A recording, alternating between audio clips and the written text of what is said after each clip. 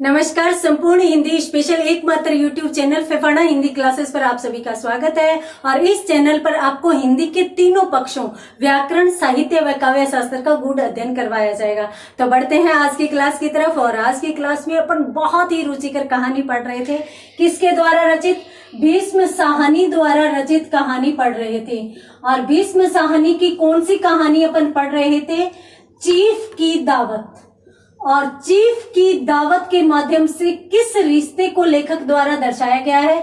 एक माँ व बेटे के रिश्ते को दर्शाया गया है कि किस प्रकार से बुढ़ापे में माँ बाप है वो संतान पर बोझ बन जाते हैं। इस परिस्थिति को लेखक यहाँ पर दर्शा रहे हैं। पिछली क्लास में अपनों ने देखा कि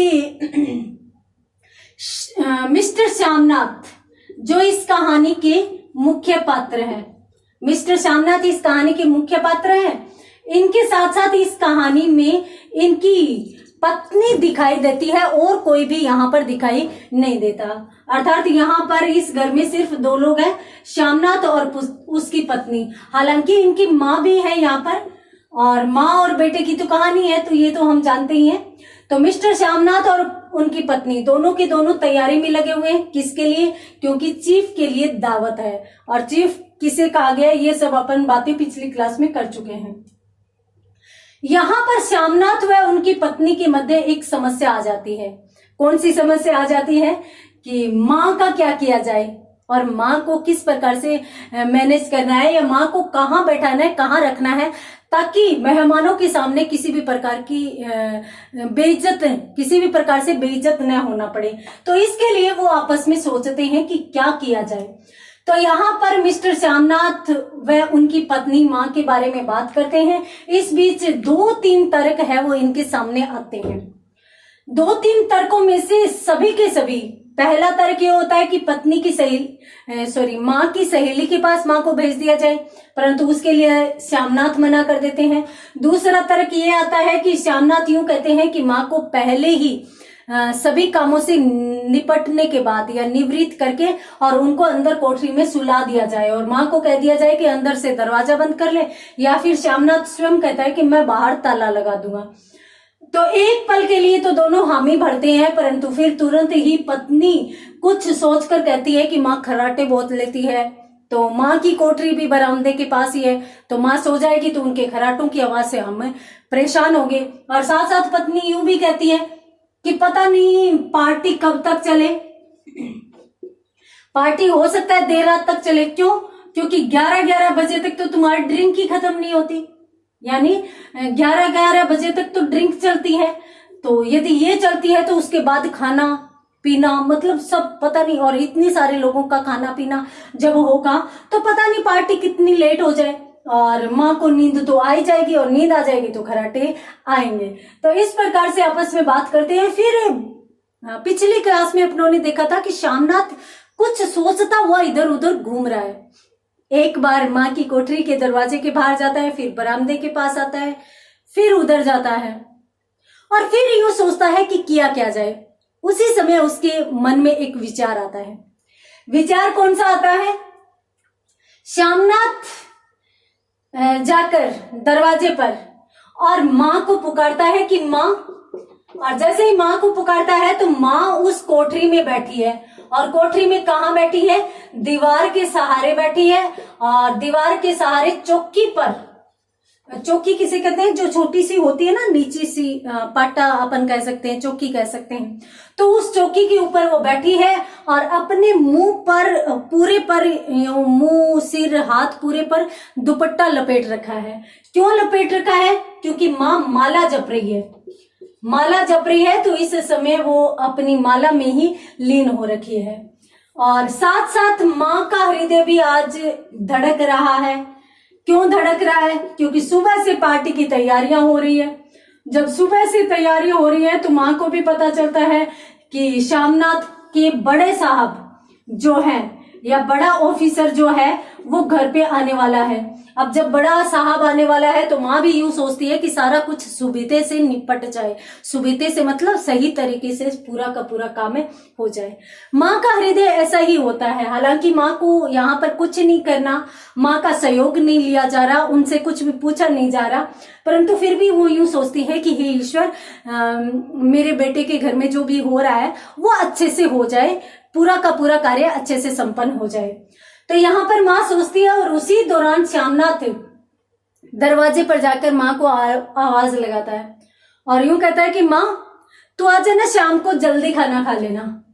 देखो मेहमान तो आएंगे 7:30 बजे तक, 7:30 बजे तक मेहमान आएंगे, तो तू इससे पहले खाना वाना खाकर और अपने पूरे काम से निबट लेना।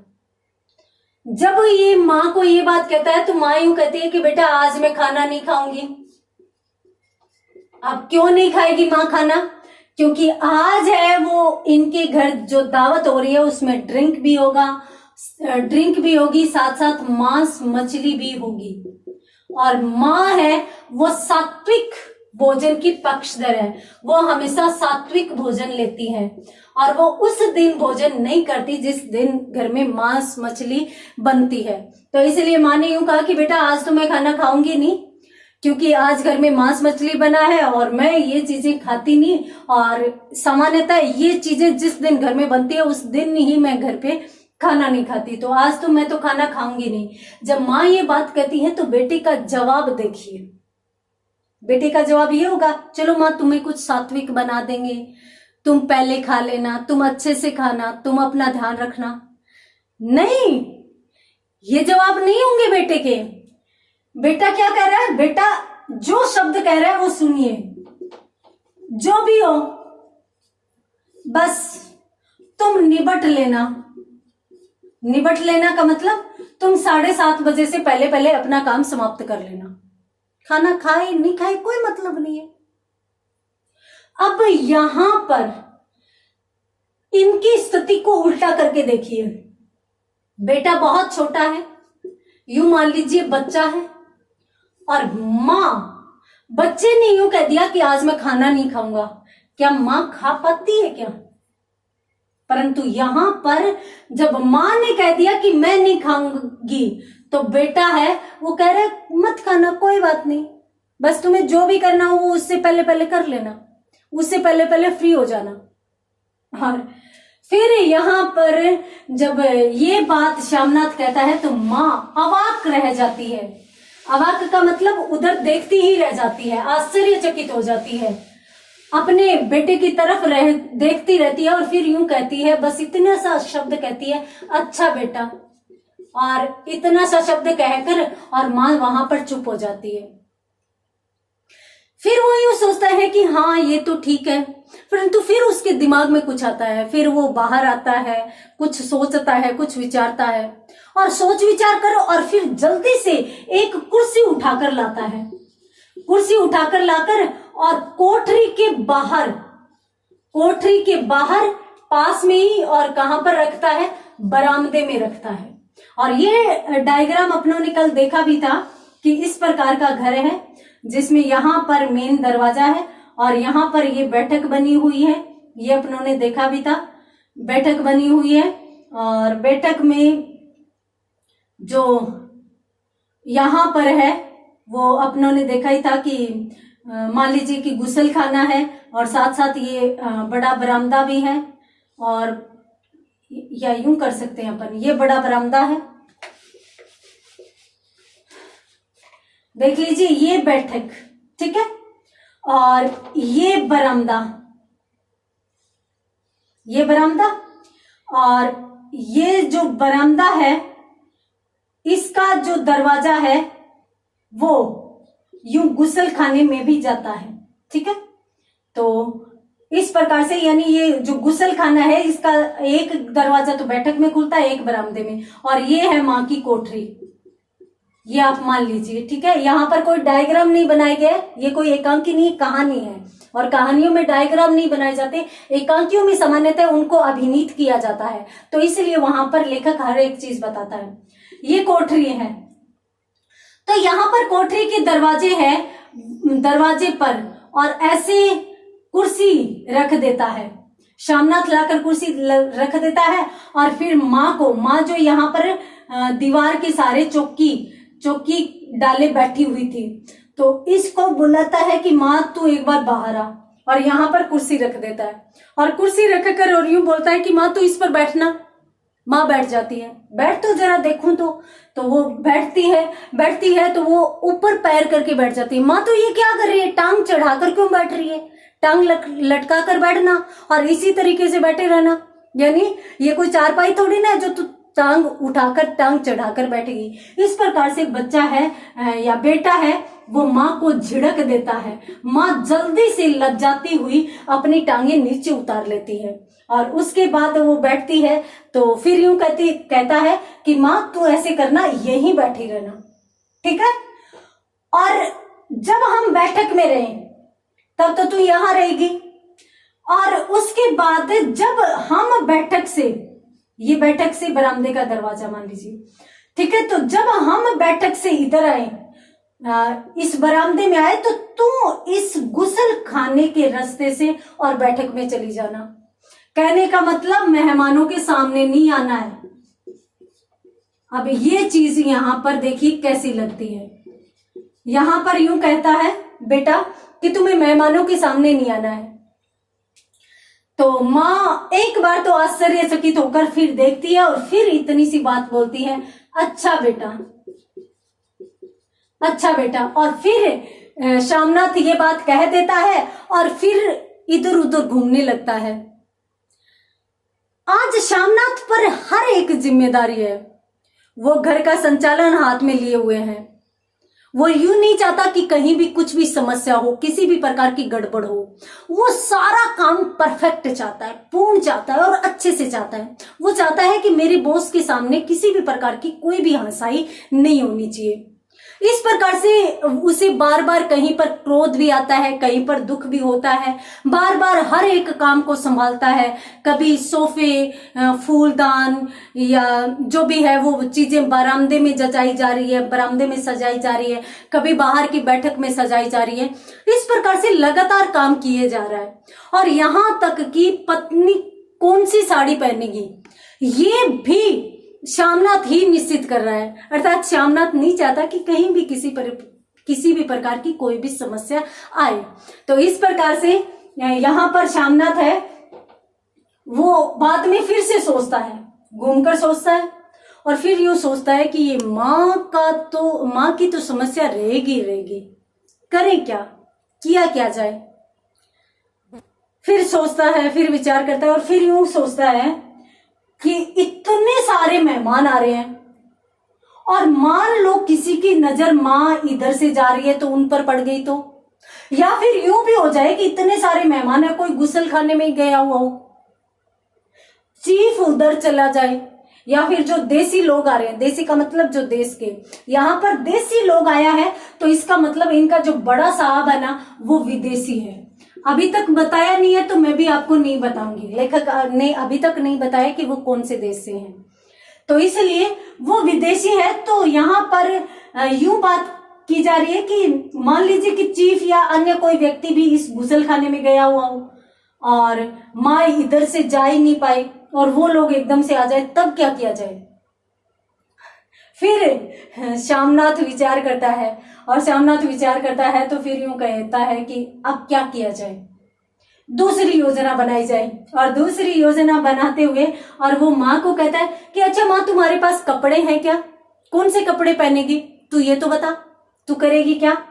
तो कपड़े का जब श्यामनाथ पूछता है तो माँ कहती है कि बेटा जो है वो ही पहनूंगी, और तो क्या पहनूंगी, और फिर भी यदि तू कुछ स्पेशल चाहता है तो तू बोल दे, तू कहेगा वही पहन लूंगी। अब यहाँ पर देखिए माँ की बातें, माँ की भावनाएं, तू बता दे, तू कहेगा वही पहन लूंगी। तो फिर श्यामनाथ फिर विचार करता है कौन से पहनने चाहिए, कैसे पहनने चाहिए।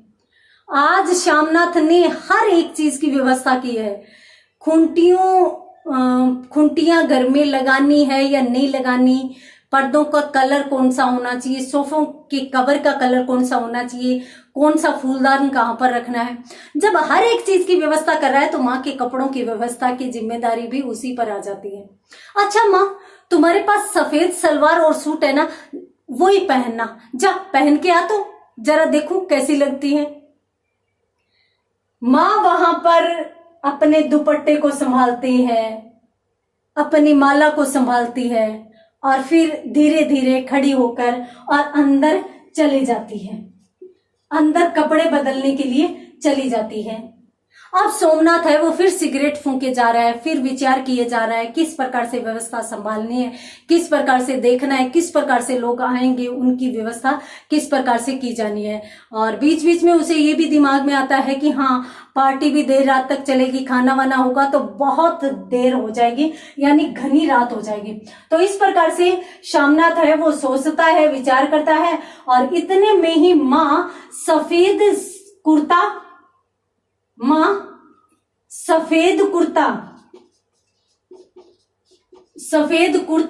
और सफेद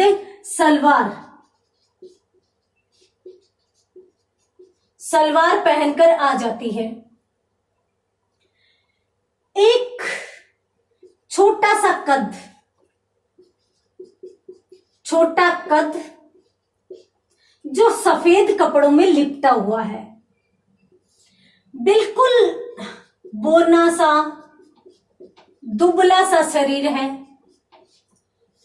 माँ का, और आंखों पर है वो धुंधला सा छाया हुआ है। धुंधला सा का मतलब है कि आंखें है वो धुंधलकी सी दिखाई दे रही है। एक तो यूं होता है कि बचपन में अपन होते हैं, एक युवावस्था में होते हैं, तो उस समय आंखों में भी चमक रहती है, चेहरे पर भी चमक होती है। जो बुजुर्गावस्था आने तक धुंधली होती हुई सी नजर आती है या धीरे धीरे धुंधली होती जाती है। तो यहाँ पर माँ की भी आंखें धुंधली सी लग रही है, बिल्कुल छोटा और दुबला सा शरीर है जो सफेद कपड़ों में लिपटा हुआ है।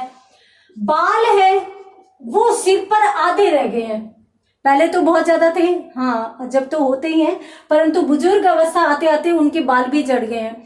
तो बाल आधे रह गए हैं और उन पर दुपट्टा डाल रखा है माँ ने। अब जो दुपट्टा डाल रखा है तो वो लगभग छुप से गए हैं, क्योंकि औरतें हैं वो इस प्रकार से दुपट्टा ओढ़ लेती है तो बाल ज्यादा दिखते नहीं है, तो इसलिए उनके बाल है वो दिख नहीं रहे, दुपट्टा उन्होंने अच्छे से ओढ़ रखा है। तो इस प्रकार से माँ अब इन कपड़ों में कुछ कम कुरूप लग रही है, कुरूप कम लग रही है। इन शब्दों को आप समझिए, दो ही शब्द हैं यहां पर। ये नहीं है कि माँ बहुत सुंदर लग रही है। अब इस बेटे को जो माँ इतनी ज्यादा कुरूप लग रही थी, बदसूरत लग रही थी, तो वो उसे ऐसे कपड़े पहनने के लिए कहता है और वो यूं चाहता है कि मेरी माँ जो अब बहुत ज्यादा कुरूप है, जो बदसूरत है, वो कुछ कम कुरूप लगे। ऐसे नहीं कि मेरी माँ बहुत सुंदर, दोनों चीजों में अंतर होता है। जैसे उसी प्रकार से एक गिलास में पानी है, आधा गिलास पानी है, तो दोनों वाक्यों में अंतर होता है कि गिलास आधा भरा हुआ है या आधा खाली है। उसी प्रकार से इन शब्दों में भी अंतर होता है कि माँ का चेहरा कम कुरूप लग रहा है या बहुत सुंदर लग रहा है। तो इस प्रकार से यहाँ पर सोमनाथ मन ही मन यूं सोचता है कि हाँ माँ अब तो कम कुरूप लग रही है। उसके बाद वो अपनी माँ से क्या कहता है, किस प्रकार से दोनों माँ बेटों के बीच बात होती है और आगे किस प्रकार की योजना शामनाथ द्वारा बनाई जाती है, देखेंगे अगली क्लास में। तब तक के लिए धन्यवाद।